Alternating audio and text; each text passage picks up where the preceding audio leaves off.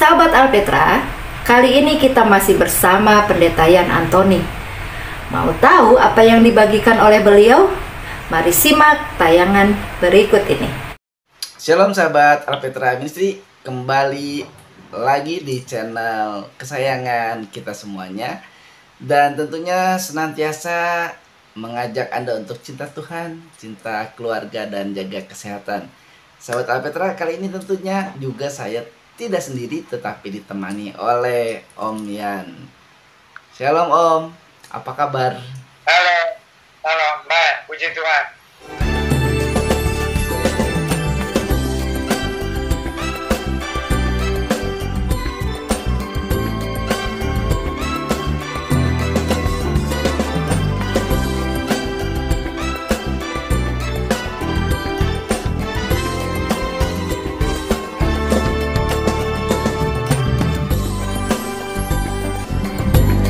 Saya semua berkat semua pemirsa Alpetra Ministry. Tuhan Yesus berkati sahabat Alpetra dimanapun kita berada. Shalom.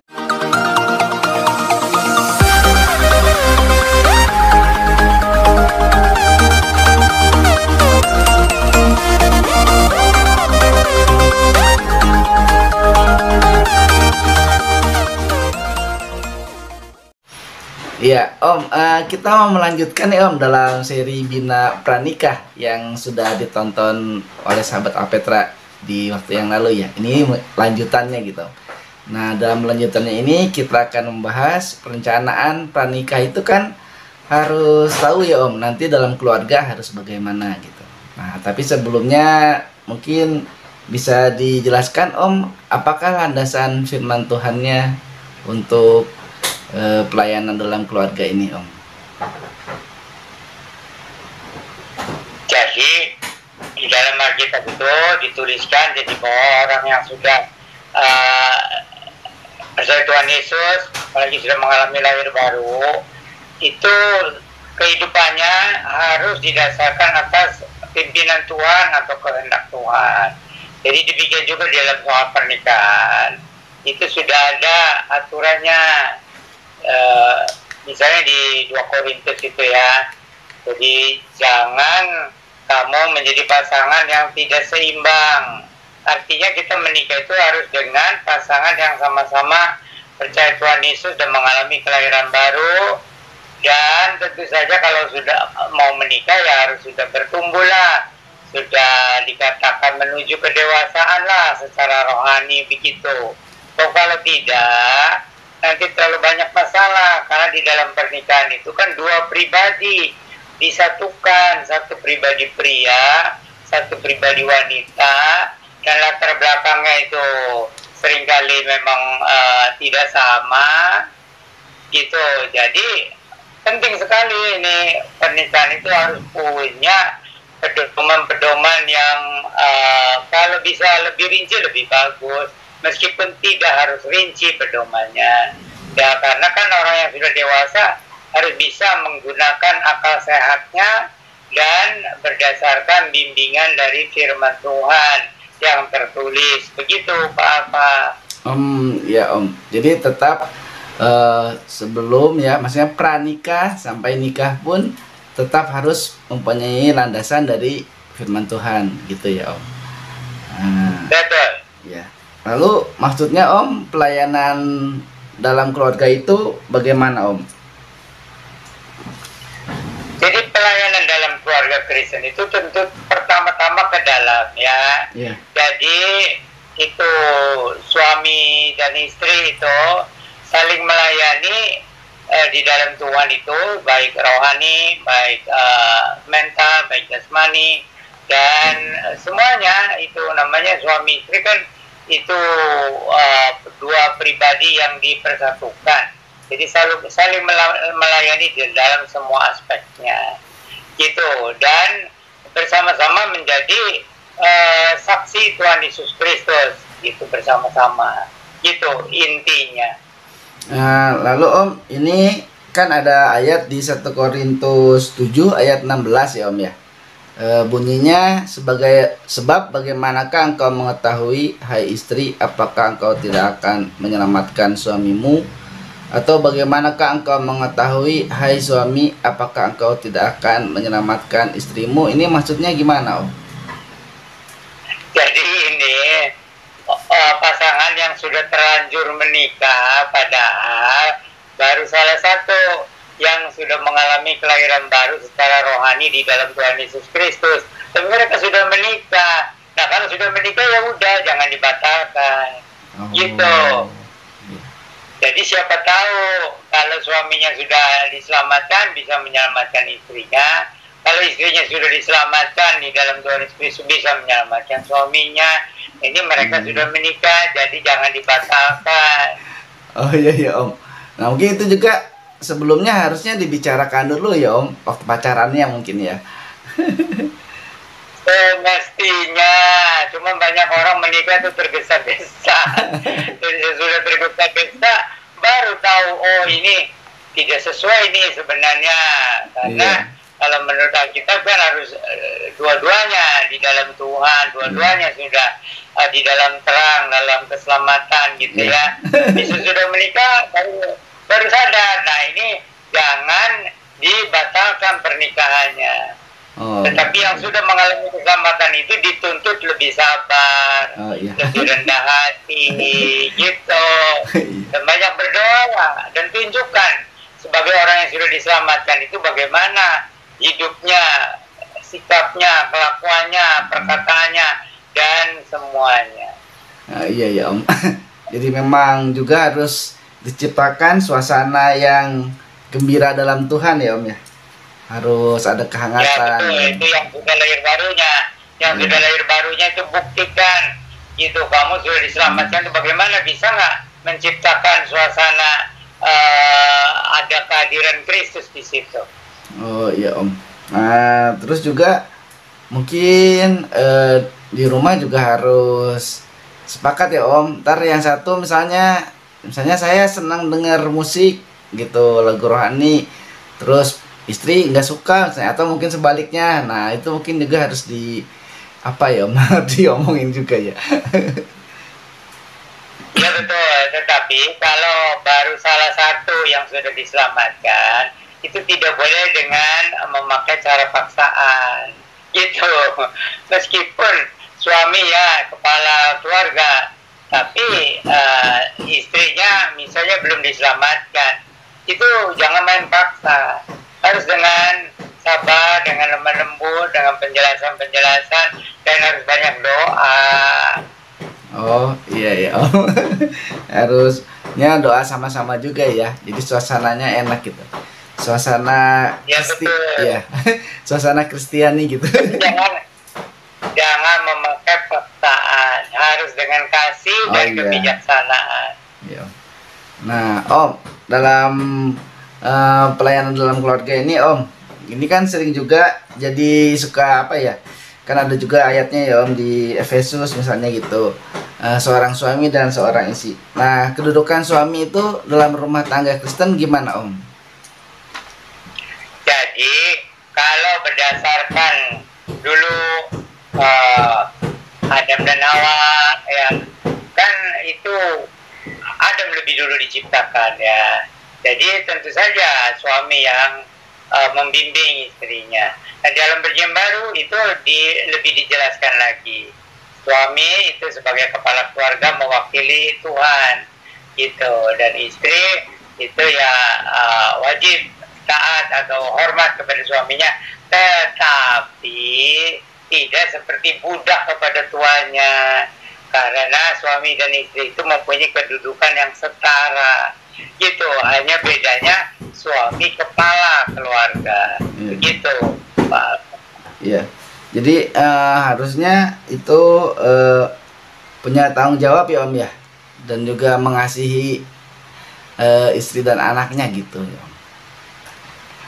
Ya betul, jadi kalau suami ini seorang yang sudah lahir baru dalam Kristus, ya harus menerapkanlah gitu sebagai suami, sebagai kepala keluarga bisa nggak membimbing istrinya dengan lemah lembut tapi dengan berwibawa. Demikian juga kalau Tuhan anugerahkan keturunan, harus bisa membimbing anak-anaknya dengan kasih dan kebijaksanaan. Nah, Om, kalau sebaliknya nih Om, kedudukan istri gitu Om, di dalam rumah tangga itu kan zaman sekarang udah nggak bisa lagi Om, walaupun dibilang pendamping suami gitu ya Om ya. Nah, terus jadi ibu rumah tangga nggak mau kan, maunya jadi ibu karir, ibu rumah tangga karir, gimana sih? Ya, itu jadi di dalam masyarakat modern ini seringkali jadi timbul permasalahan. Sebenarnya tidak usah atau tidak perlu jadi masalah ya. Jadi meskipun di masyarakat modern itu suami dan istri itu ada kesetaraan, tetapi demi hubungan yang harmonis ini bisa langgeng, ya pakai dasar Alkitab lah. Jadi tetap kepala keluarga ya suami, itu istri ya harus belajar menghormati, menghargai suaminya.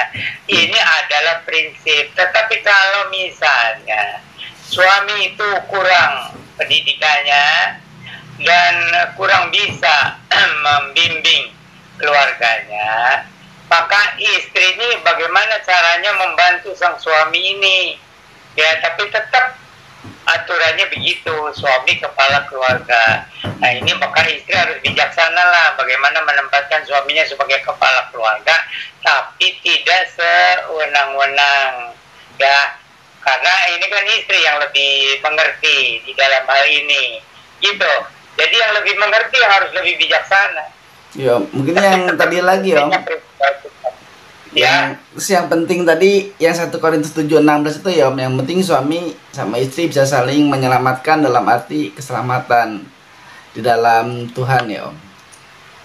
Ya itu betul. Jadi kalau salah satunya sudah diselamatkan dan salah satunya belum, maka yang sudah diselamatkan itu dituntut untuk lebih sabar, memberikan keteladanan, lalu perlahan-lahan bagaimana membimbing pasangannya untuk bertobat terima Tuhan Yesus, tetapi jangan main paksa.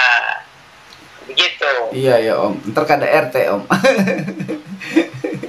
Iya. Nah Om, itu kan antara suami dan istri ya Om, gitu. Secara singkat lah bisa dijelaskan tadi sama Om. Nah ini Om, kalau dalam bimbingan pranikah itu juga perlu dijelasin nggak Om kewajiban atau apa yang dilakukan orang tua Kristen kepada anak-anaknya gitu? Ya betul, itu di dalam Alkitab ada diajarkan ya tentang orang tua harus membimbing anak-anaknya dengan nasihat firman Tuhan. Tetapi anak-anak juga ya harus dididik bagaimana menghargai firman Tuhan lalu menghargai orang tuanya. Jadi anak-anak zaman sekarang itu kan sulit ya untuk dipaksa harus begini begitu.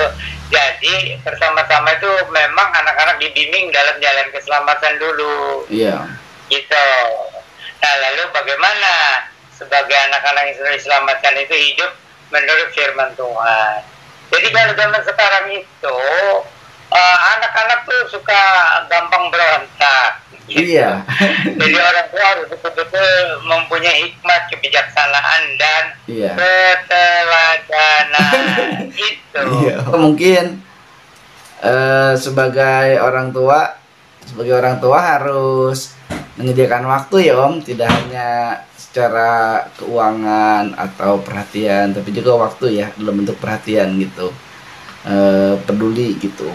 Kan kadang orang tua udah anak pokoknya nurut aja, kasih uang, kasih makan gitu, kasih pakaian, itu. Ya makanya ada bimbingan pranikah. Maksudnya tuh supaya nanti kalau Tuhan memberikan keturunan, jadi orang tua tuh sudah siap untuk menjadi orang tua yang baik itu bagaimana. Iya. Dan sebenarnya dari dalam kandungan pun sudah sang ibu ya Iya. kasih harapan-harapan, doa-doa dan begitu lahir dan seterusnya itu ibu yang lebih banyak berperan. Tapi ayah juga tidak kurang peranannya ya. Jadi kan ayah kan kalau tidak menyayangi itu ibu ya atau istrinya itu akan berpengaruh kepada anak-anak gitu. Jadi betul-betul itu kerohanian itu nomor 1 lah dalam keluarga itu, di dalam arti bahwa suami istri itu harus betul-betul bertumbuh rohaninya sebagai anak-anak Tuhan gitu.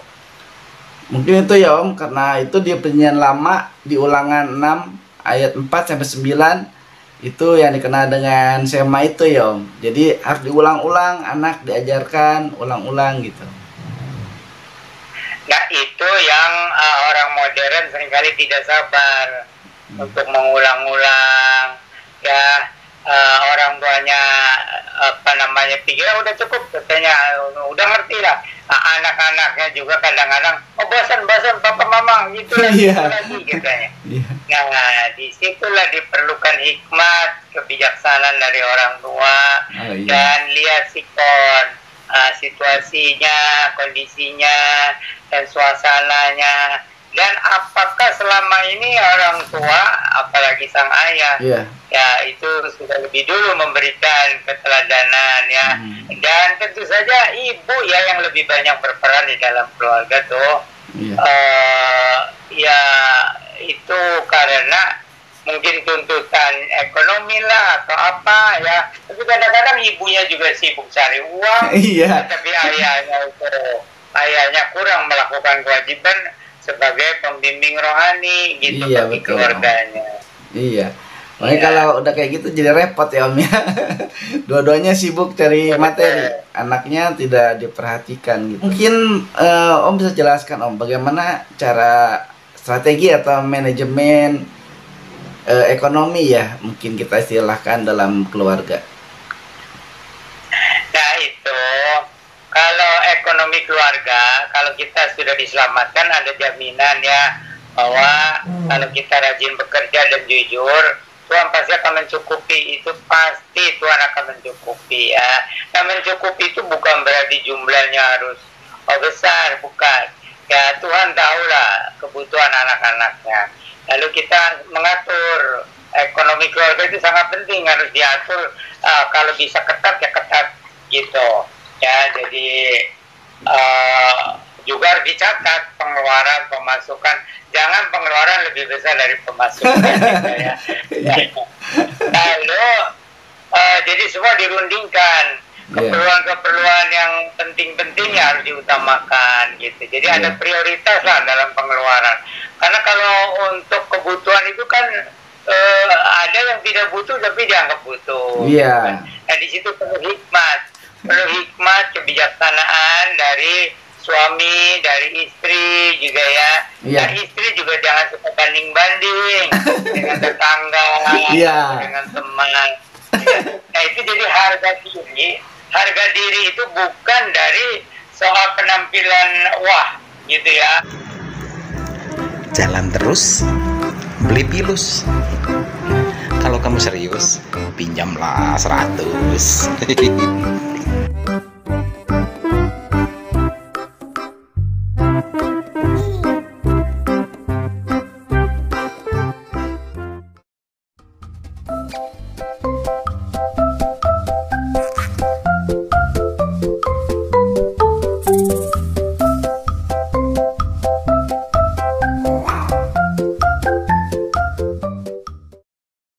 Tetapi harga diri itu dari dalam iman ya, dari dalam kepribadian juga.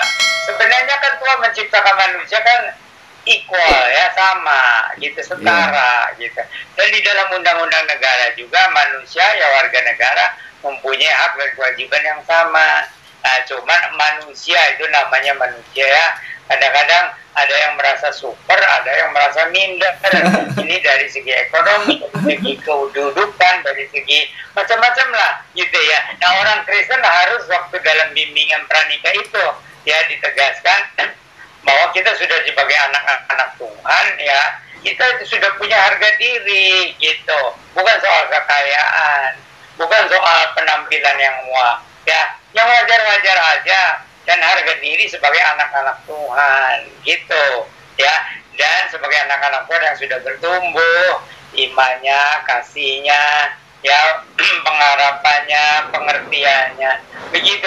Maka untuk itu diperlukan kesabaran dan kerendahan hati, baik dari pihak suami, baik dari pihak istri, dan dari hamba-hamba Tuhan juga perlu kesabaran dan hikmat. Bagaimana membimbing, ya, menggembalakan jemaat, ya, apalagi zaman sekarang. Karena, tuntutan zaman sekarang itu. Jadi seringkali sulitlah hamba Tuhan gembala, ya, khususnya untuk membimbing, membina kerohanian jemaat yang sudah menikah. Itu sebabnya dianjurkan sebelum menikah, ya, itu ada bimbingan-bimbingan. Tapi bagaimana kan kalau sudah menikah, Mak? Bagaimana suruh balik lagi menikah? Nggak bisa begitu juga kan.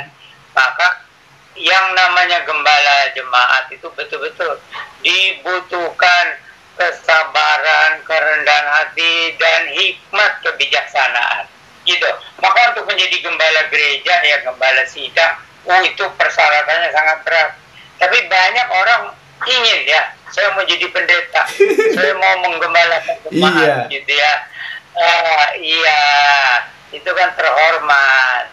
Tapi apakah Anda sudah mempersiapkan diri atau sudah dipersiapkan oleh Tuhan? Iya. Itu masalahnya. Nah, terus juga Om, dalam manajemen keuangan ini juga selain tadi Om bilang dicatat, harus menabung juga ya Om ya, untuk masa depan gitu. Kalau bisa ya Om, bisa menabung gitu. Itu maka diperlukan hikmat Tuhan, ya. Jadi mengelola keuangan dengan baik, ya.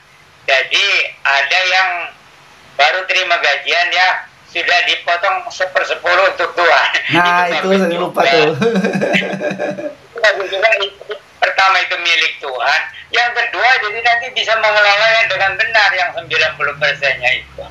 Iya, gitu. iya. Lalu bagaimana dikelola dengan bijaksana, ya, yang mana kebutuhan pokok, yang penting, dan semua menurut prioritasnya diaturlah. Gitu. Kalau menurut kebutuhan, menurut keinginan, tidak habis-habis itu. Ya, perlu hikmat Tuhan, perlu kerendahan hati, dan perlu bimbingan, ya, dari Alkitab dan dari hamba Tuhan juga. Maka gembala sidang tuh, ya, waduh, itu betul-betul berat juga. Memang sih banyak ya Om, zaman sekarang itu juga orang, apalagi ibu-ibu ya, zamannya sekarang kan ada online shop. Nah, itu kan sering belanja online ya Om. Nah, ini kan sering nggak ketahuan, dan itu sering kali jadi perdebatan gitu, pertengkaran lah, perselisihan antara suami dan istri. Ini mungkin kalau zaman sekarang di Bina Pranikah harus kasih tahu kali ya Om, adanya saling terbuka tentang keuangan atau pemakaian keuangan gitu. Iya, itu gembala jemaat, ya, gembala sidang atau hamba Tuhan yang membimbing pranikah itu memang harus menuntut diri sendiri supaya pengetahuannya diperluas mengenai masalah-masalah keluarga, masalah-masalah suami istri, dan termasuk masalah keuangan keluarga, gitu. Jadi ya kalau jadi gembala sidang, ya, itu harus banyak baca lah. Ya, tentu baca Alkitab harus lebih banyak, ya. Tapi buku-buku yang perlu tentang rumah tangga, tentang keluarga, tentang pengelolaan keuangan dan sebagainya, ya, itu. Jadi harus banyak belajar, ya. Ya, jadi hamba Tuhan memang seumur hidup belajar, ya. Sampai mati juga belajar. Ya. Nah Om, terus kita kan tadi ngomonginnya jadi mau nanya tentang komunikasi Om. Di dalam Bina Pranikah sebaiknya pasangan itu juga diberikan wawasan tentang komunikasi yang baik ya Om ya, antar suami istri secara pribadi gitu, mungkin dengan keluarga. Ya, itu komunikasi itu masalah yang makin lama makin bisa menimbulkan banyak masalah. Jadi harus dibimbing waktu sebelum menikah bahwa komunikasi itu tidak boleh dengan emosi. Ya, tidak boleh dengan emosi. Lalu coba ingat waktu pacaran kan kalau ngomong tuh manis. Ya, sesudah menikah juga kalau ngomong itu harus manis, ya. Lalu coba bisa nggak dimengerti, dipahami oleh pasangannya, gitu. Jadi jangan hanya mau mengerti sendiri. Nah, itu yang seringkali menjadi masalah besar, karena hanya mengerti dirinya sendiri, gitu. Nah. Suami hanya mau pengen dipahami, istri maunya pengen dipahami. Padahal kan tidak bisa begitu. Iya Om. Karena suami itu harus bisa saling memahami, dan tentu saja syaratnya harus lebih dulu saling mendengarkan. Nah, Gitu. itu ya Om. Kuncinya mau mendengarkan ya Om. Kalau dua-duanya ngomong gimana? Susah ya Om. Nah itu waktu pacaran bisa Iya, saling mendengarkan. iya. Tapi sesudah menikah, aku ngomong dulu. Iya Om. Nah ini yang merusak suasana. Iya. Ya, lalu bagaimana solusinya? Ya kalau kita mesti bilang biar suami yang mimpin percakapan, gitu ya. Nah kalau suaminya agak bodoh, bagaimana? Ya dengan rendah hati mempersilahkan istrinya, misalnya ya memimpin percakapan, tapi istri itu harus sadar diri, karena kita kan bilang suami kepala keluarga, gitu kan? Iya. Jadi harus tetap diingat itu, biarpun istri lebih berpendidikan, lebih bisa ngomong atau lebih pengalaman, tetap tahu statusnya menurut Alkitab, gitu ya. Ya, jadi makanya bimbingan pranikah makin perlu dan makin penting. Lalu juga bukan sekedar kebiasaan gitu. Ya, bukan hanya syarat gitu. Iya, iya, bukan hanya syarat untuk bisa diberkati di gereja, ikut aja bina pranikah gitu. Iya, betul.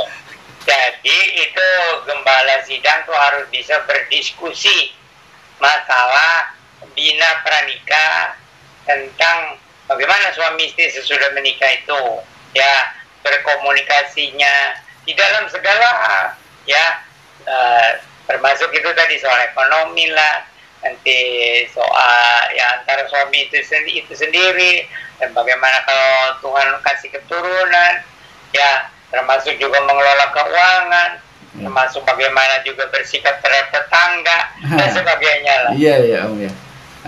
Itu ya Om, kalau lagi pacaran panggilnya yang udah nikah jadi puiyang ya Om.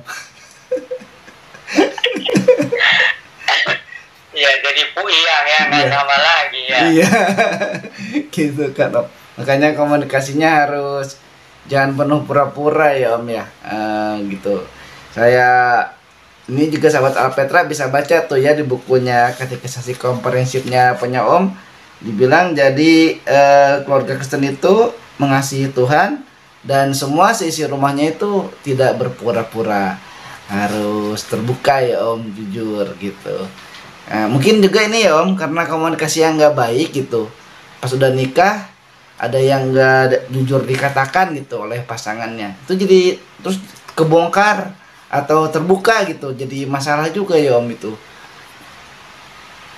Ya itu kan persyaratan utama, itu suami itu harus saling terbuka. Iya Om. Kalau tidak saling terbuka itu berarti sudah nggak beres kan, ya, harus terbuka. Tidak ada rahasia antara suami dan istri ya.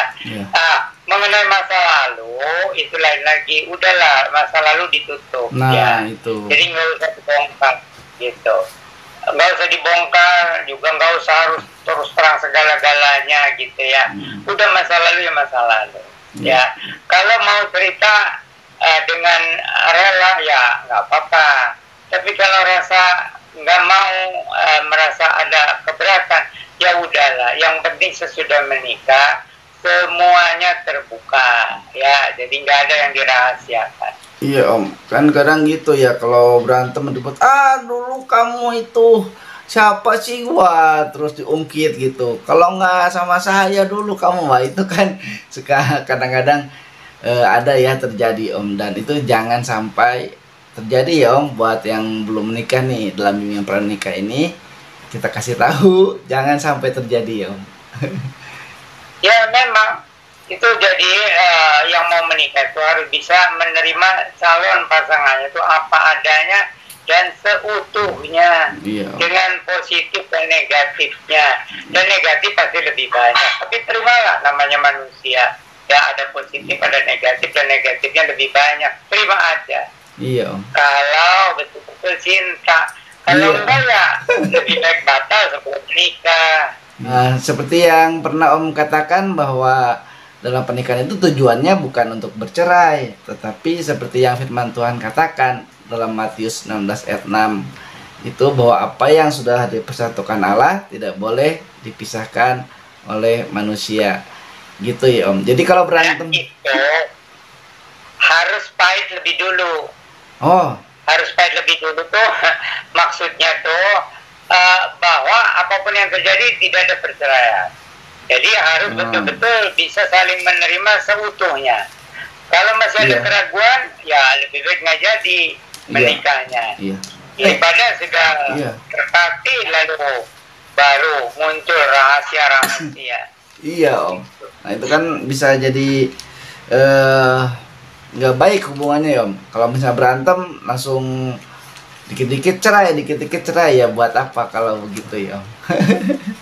Nah itu pantang itu. Nggak boleh ya Om. Iya, itu kata yang paling tabu ya Om. Ini harus diingat nih sama Sobat Alpetra, bahwa dalam bimbingan pernikahan ini kita tegaskan lagi ya Om, bahwa tidak boleh sampai ada kata cerai ya, sekalipun bercanda nggak boleh, jangan sampai ada kata itu ya Om. Nah, supaya komunikasinya bisa baik, jangan sampai ada kata itu. Terus nggak boleh pakai emosi marah ya, tadi Om bilang gitu. Nah Om, ini kalau hamba Tuhan sama hamba Tuhan katanya kita jadi perang ayat Om, itu komunikasinya gimana Om? Ya itu, jadi hamba Tuhan menikah dengan hamba Tuhan banyak untungnya, tapi juga bisa menjadi hal yang tidak disangka bahwa nanti bisa perang ayat. Itu masalahnya kesombongan, ego katanya, egois itu, egosentris. Kalau egois itu mementingkan diri sendiri, kalau egosentris itu berpusat pada diri sendiri. Nah kalau hamba Tuhan kan bukan berpusat pada diri. Iya. Diri dia atau mementingkan itu. Nah, jadi belajar cepat sadar dengan rendah hati, mengakui kalau salah ya salah, minta maaf ya minta maaf, gitu. Karena tidak ada manusia yang sempurna. Hamba Tuhan juga sama, tidak ada hamba Tuhan yang sempurna. Iya Om. Nah ini ada titipan pertanyaan ya Om. Kalau misalnya hamba Tuhan ya Om, kalau misalnya hamba Tuhannya laki-laki, terus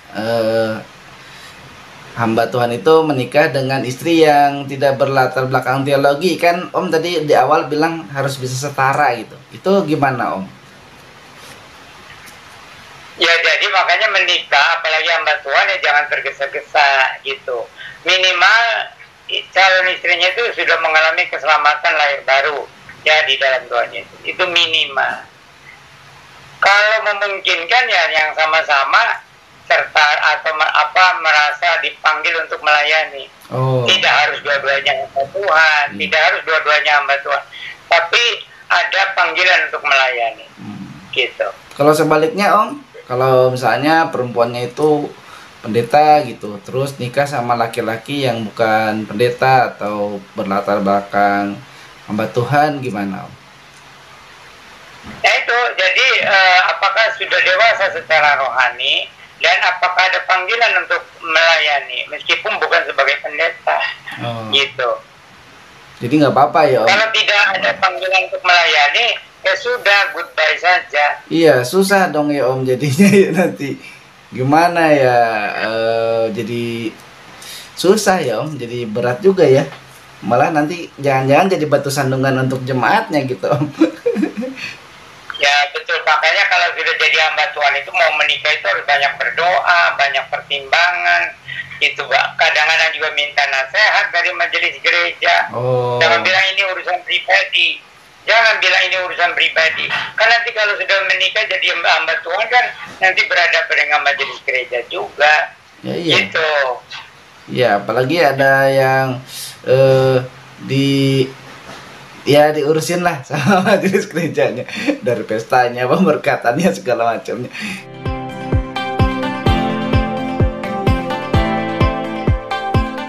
Nah, di episode yang lalu juga sekilas di pendahuluan di episode yang lalu Om juga bilang bahwa perlu diperhatikan karena ini adalah dua keluarga besar gitu. Nah ini komunikasinya gimana nih Om? Rumit ya Om? Misalnya pihak menantu mertua atau mertua dengan besan dengan besan gitu ya Om. Makanya kalau orang Kristen mau menikah ya, itu kan tidak boleh tergesa-gesa. Jadi semua keluarga besar kedua belah pihak itu jangan sampai nanti membuat masalah ya. Jadi jangan diam-diam menikah gitu. Biar keluarga besar kedua belah pihak ya itu tidak akan menimbulkan masalah gitu.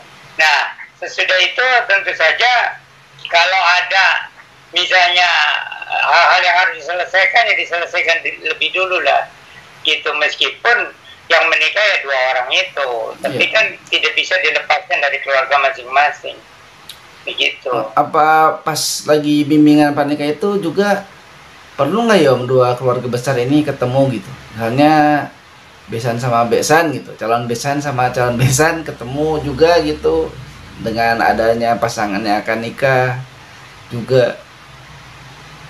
Ya sebaiknya sih begitu. Biasanya gembala sidang ya yang punya inisiatif bertanya gitu kepada calon ini ya mempelai ini, apakah keluarga besar kedua belah pihak sudah pernah ketemu, setidaknya calon besan dengan calon besan gitu ya, apakah sudah ketemu gitu ya. Dan keluarga besar ditanya adakah yang tidak setuju, tidak setujunya soal apa gitu. Jadi jangan nanti masalah-masalah timbul itu sesudah pas mau menikah, sudah menikah. Selesaikan dulu. Nah terus juga meskipun keputusan tetap dari dua dari calon yang mau menikah dan orang tua ya masing-masing ini. Nah sama ini Om juga termasuk keluarga besar dalam arti gereja Om. Yang ini anggota gereja A, yang satunya anggota gereja B. Nah itu juga harus diatur juga mungkin ya Om ya. Ya itu ada hamba Tuhan yang punya inisiatif untuk komunikasi. Jadi kalau gerejanya nggak sama tuh, hamba Tuhannya, pendetanya, ini nanya-nanya, ini jemaat Anda ada yang mau menikah nih di gereja saya, gitu, karena calonnya itu dari jemaat saya. Nah, bagaimana? Apa ada masukan? Ada juga yang waktu pemberkatan join. Ada. Oh, gitu. Itu boleh juga, iya, jadi dua pendeta yang memberkati. Itu karena tidak sama gerejanya. Oh, boleh ya. Itu bagus juga. Gitu. Tapi ada yang pendeta kan nggak enak ya. Apa-apaan join. Nah, udahlah katanya. Itu ada yang terserah yang calon mempelai pria punya pendeta ya. Ada yang menyatakan calon mempelai wanita punya pendeta. Tapi itu yang penting jangan ada rebutan atau jangan sampai ada sindiran atau hal-hal yang gak enak. Iya Om. Karena yang waktu Om bilang itu Om, kan ada pernikahan agama yang disahkan secara hukum oleh negara gitu Om. Kalau dua pendeta jadi gimana Om? Oh, jadi itu undang-undangnya malah mendahulukan yang secara agama duluan. Iya Om, tapi kalau yang secara agama duluan itu, iya. Nah itu terserah pengantin ini mau diberkati yang itu apakah oleh gembala sidang dari mempelai wanita atau dari gembala sidang mempelai pria, itu rundingan dua orang itu. Oh iya Om, nanti jangan-jangan yang gereja A diberkati ada ininya di gereja A, nanti yang gereja B ya di sini juga diberkati, jadi dua kali dong Om. Nah di situ makanya hamba Tuhan dengan hamba Tuhan itu harus punya hubungan yang baik gitu. Kalau enggak jadi rebutan. Ya kan biasanya ya nggak semuanya sih. Tuh kan saya jadi ngeritik lagi Om. Kadang ada satu yang merasa lebih superior gitu dibanding yang lain. Apalagi gereja kamu kecil, gereja saya dong besar gitu. Tadi yang kecil. Jadi keputusannya juga dari pasangan yang mau menikah. Iya Om.